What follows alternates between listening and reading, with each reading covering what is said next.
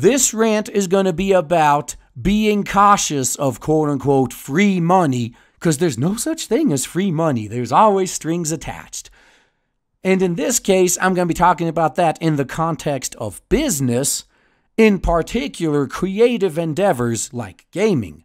Yeah, because we've seen this with multiple companies. Actually, we talked about this with Apple.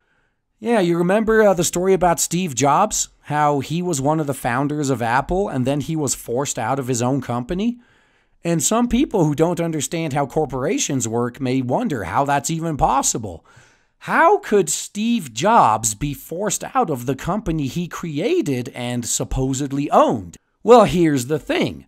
As soon as you become a publicly traded corporation, you stop owning your company. Funny, isn't it? Once you become publicly traded, the shareholders own the company. So a lot of these people build up companies and then they get suckered into going public to, opening up their corporation to shareholders because they fall for the promises of all that free money, all that extra revenue and money is going to be pouring in. We could grow our company.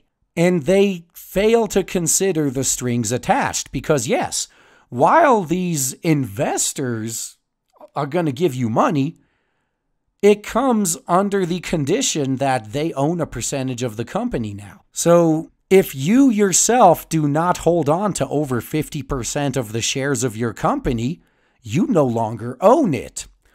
And I was on the record as saying a few months back that if you want to use that to generate money, go public, but never let go of more than 51% of the stocks. Always hold on to at least that much.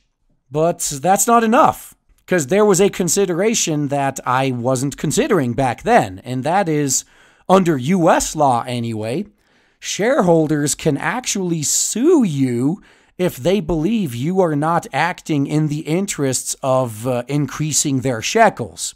As soon as you go public, you exist only to make money for the shareholders. You are legally obligated to make money for the shareholders. So even if you hold on to 51% of your company, which basically means you can vote, your vote for whoever's going to be on the board decides who's on the board. You have 51% of the vote, so you get to call all the shots. But if the other shareholders aren't happy with how you're running the company, they could sue your ass for it. And even if you win, it's something you're going to have to deal with. So to avoid having to deal with that entirely, just do not go public. That's all you got to do. There's always strings attached. And this doesn't just apply to becoming a publicly traded corporation, too. Accepting venture capital money. I was redundant there. Accepting venture capital, you're also kind of taking on that risk. Because nobody, quote unquote, invests in your company just because they feel like giving you free money. No, they do it because they expect a return on that investment. And that is actually why Patreon is in the horrible position they're in. This isn't a joke. I saw, what was it? It's Jack Conte from Patreon, right? Yeah, Dorsey's Twitter, Conte's Patreon. So Jack Conte, the owner of Patreon, was on the record in an interview saying that the Patreon business model is unsustainable. Now, if you understand what Patreon does, this is actually pretty goddamn hilarious. Because what he is basically saying is, our business model, which is basically allowing one person to pay another person and us skimming money off the top and not really doing any work. We already did the work. We set up the infrastructure, and now we're charging people to use the infrastructure, basically, skimming money off the top as they do. That business model is unsustainable. This is just fucking pathetic because given the service they provide, 5 to 10 people could easily manage that.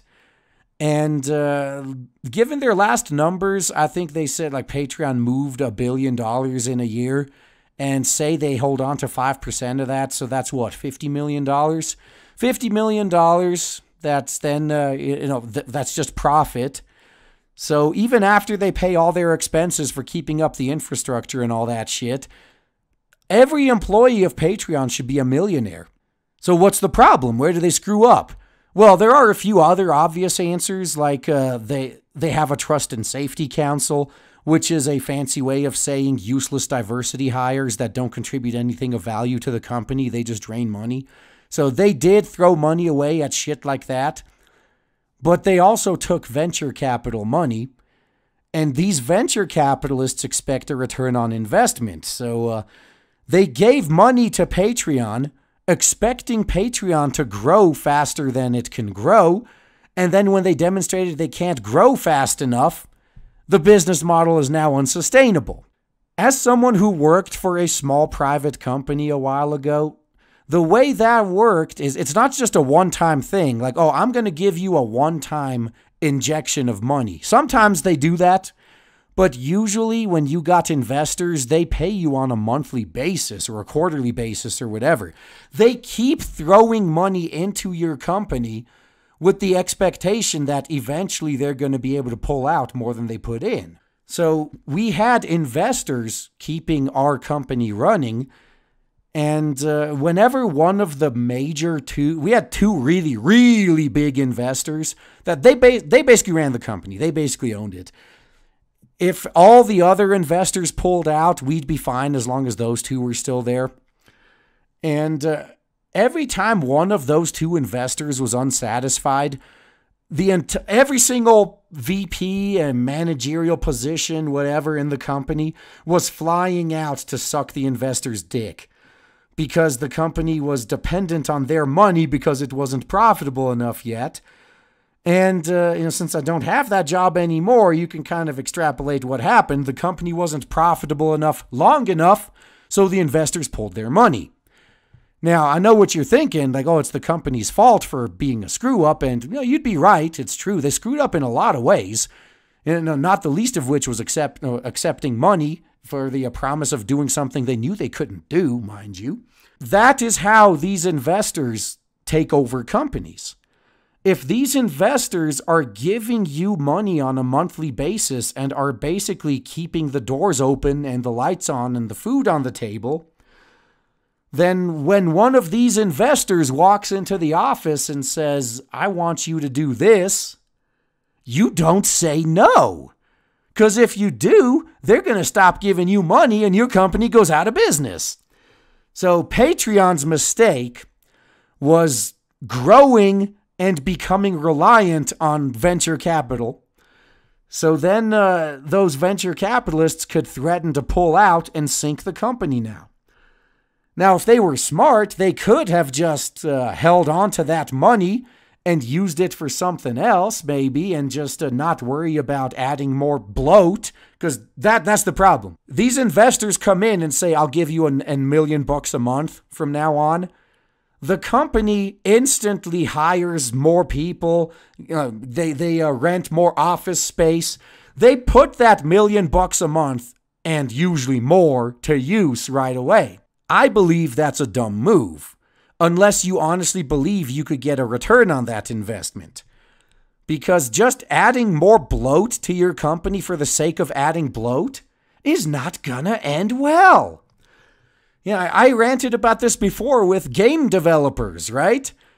The reason that a AAA game has to sell 10 million copies to be considered a success, where an indie game could sell 50,000 and the guy who made it is ecstatic, the reason is bloat.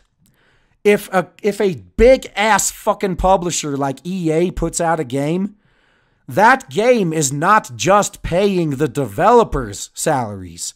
It's paying the shareholders, it's paying the investors, it's paying all the executives, it's paying all the unprofitable branches of the company that they're trying to make profitable.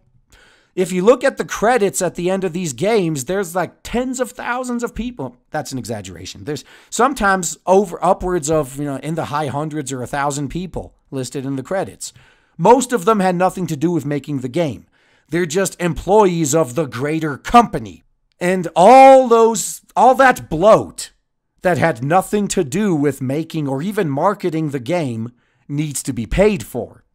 Whereas with the indies, 5 guys in a garage make the game, and they did it in their spare time. Their expenses are already covered.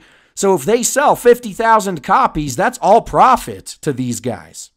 So they're fucking happy about that shit. So this is the trap these companies fall into when they accept venture capital or they go public, is they get this huge injection of money, and instead of just slightly improving what works now, they add so much bloat to their company that they're completely unsustainable. And then you end up with Jack Conte on an interview saying Patreon is an unsustainable business model, even though literally all we do is facilitate people paying each other and skim off the top. But we can't turn that into a profitable endeavor for some fucking reason. I don't understand why. Think about that if you ever start your own company. If you plan on actually keeping control of your IP and your company in general, never go public, never accept venture capital money, and more importantly as well, if you get a sudden influx of money in, don't assume it's always going to be there and just bloat your company for the sake of spending all the money you just made. If you can't think of an investment to put that money into that'll make you more money in the long run, it's not worth spending money on. Say, if I was an indie game dev and all of a sudden I got a couple $1 million I don't know what to do with because my game was successful, I may spend a big chunk of that money opening up another studio. Because that's under the assumption that that studio is going to produce another game, which is then going to bring even more profit to me. And then I can create another studio to produce even more games and even more profits. But I would never, unless I was legally obligated, waste money on stupid shit like a trust and safety council. Fuck that. And even then, if it looks like I'm going to cross some legal threshold that, if I cross this many employees, I'm going to have to do mandatory diversity training and have diversity hires and all that other shit, I'm going to stop hiring people and just pocket that extra money. Why the hell not, man? That's what companies exist for, right? Making money.